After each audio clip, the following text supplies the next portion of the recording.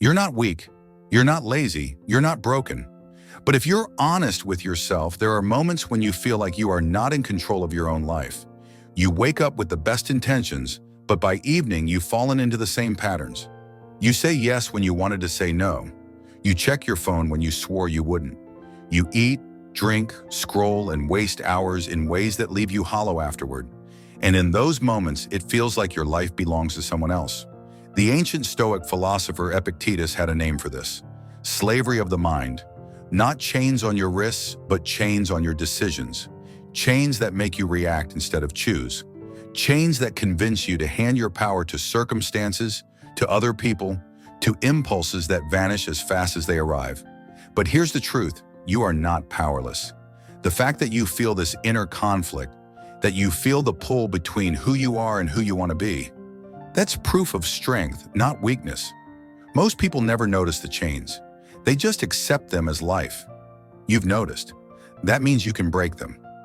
In this video, I'm going to show you the hidden psychology behind why you keep losing control and how the Stoics, especially Epictetus, left us the blueprint to reclaim it. Not through empty motivation, but through principles so sharp they can cut through any excuse. Let's begin. Here's the first thing Epictetus taught. Most of what we think is in our control never was. You think you can control how others treat you. You think you can control the outcome of your work. You think you can control how the world responds to your efforts. But no, you can only influence, never command. And every time you cling to the illusion of controlling the uncontrollable, you suffer. That's why you spiral when someone ignores your message. That's why you overthink after a conversation, replaying every word. That's why you procrastinate, because you're trying to control the result before you've even taken the first step. Epictetus gave us a razor to cut through the noise. Some things are up to us, and some are not. Your mind, your choices, your actions in this moment, that is your domain. Everything else is smoke. Think about it. You can't control whether people approve of you, but you can control whether you live in integrity. You can't control whether the market rewards your effort, but you can control whether you gave your best. You can't control whether today is your last day, but you can control whether you lived it fully. When you realize this, you stop bleeding energy into the impossible. You stop playing tug of war with fate, and for the first time, you feel real strength because your effort is finally placed where it belongs. But here's the trap. You already know what's in your control, so why do you keep losing it? Because deep down, you're addicted to comfort.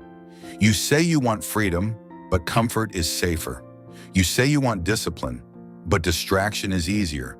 You say you want control, but secretly, you love the excuse of powerlessness. It means you don't have to take responsibility. And that's the brutal truth most people never admit. The greatest enemy of control is not chaos. It's comfort. Comfort makes you soft. Comfort whispers, you'll start tomorrow. You deserve a break. One more scroll, one more bite. One more day wasted won't matter. But comfort never gives, it only takes. Every time you give in, you hand over a little piece of your freedom.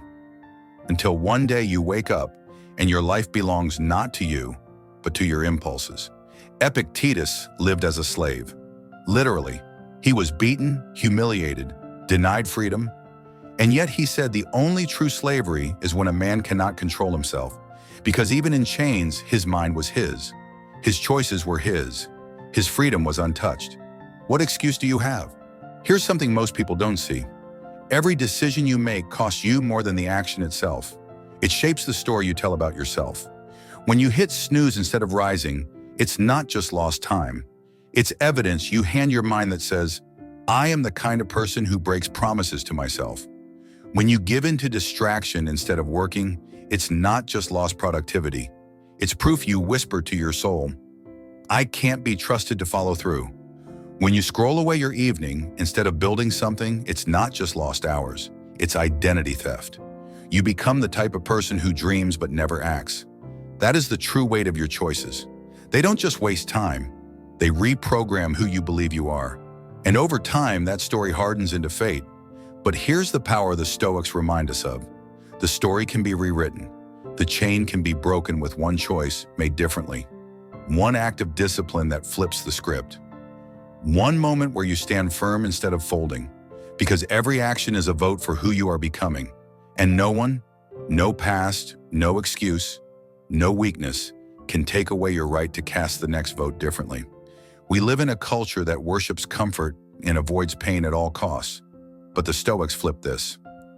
They believe pain is not the enemy, it is the teacher. When you feel discomfort, you're not failing. You're being forged. Think of the gym. Resistance builds strength only because it hurts. Think of your mind. Mental clarity comes only when you wrestle with confusion. Think of your soul. Growth arrives only when you face the truth you don't want to see. Epictetus told his students, "Difficulties show what men are." He didn't say they create weakness, he said they reveal it. And through that revelation, they can harden it into strength. This is why you keep losing control, because the second life presses against you, you fold. You treat discomfort as a signal to stop instead of a call to rise. Imagine if you flipped that script. Imagine if every time you felt the pull of distraction, you said, "This is the moment I grow." Every time you felt fear, you said, "This is the moment I build courage." Every time you felt tired, you said, "This is the moment I prove my will is stronger than my body." That is how you reclaim control, not by avoiding pain, but by learning to greet it like an ally. Let's talk about the battlefield where you lose most often: your attention. Your phone is not neutral. The apps you use are not harmless. Every notification is a soldier in a war for your mind. And the brutal reality is this: if you do not own your attention, someone else will. Every time you open your phone without intention, you're giving a piece of your life away. Not minutes, life. Hours you will never get back. Focus you will never recover. Energy that could have gone into building something real, now stolen for someone else's profit. Epictetus warned about this centuries before smartphones. When you are diverted, you lose the thread of your own mind. You know this. You've lived it. You've had days where you woke up full of energy, checked your phone, and by noon, your willpower was gone. You didn't choose that. It was taken from you because you left the door wide open. The question is, how much longer will you let it happen? Owning your attention doesn't mean never touching your phone. It means you decide. You decide when, you decide why, you decide how long. No app decides for you, because attention is the currency of your soul, and the one who spends it decides who you become. Finally, let's uncover the root of lasting control. Integrity. Most people think freedom means doing whatever you want, but that's not freedom, that's chaos. That's addiction. That's slavery dressed up as choice. Real freedom is when your actions align with your values. When you can look at your day and know, I lived as the person I said I wanted to be. Epictetus didn't care if you failed. He cared if you lied to yourself. He cared if your words and your actions were strangers. Because once you break integrity, you break control. Think about it. Every time you say, "Tomorrow I'll start," and you don't, you erode your own trust. Every time you pretend you'll change without acting, you deepen the chain. Every time you promise discipline, but deliver excuses, you sell your freedom for nothing. But when you live in integrity, even imperfectly, you feel unshakable. Because you know, my life belongs to me. My word means something. My choices reflect who I am. And that, Epictetus said, is the only freedom worth chasing. If this message stirred something within you, don't keep it to yourself. Share it. Someone else might be walking the same silent path, waiting for a sign that they're not alone. Stay grounded, stay thoughtful, stay awake. For more deep dives into philosophy, the human experience, and timeless truths, subscribe and turn on the bell. Wander the void with wonder, question deeply, think freely. Until next time, embrace the silence and let it speak.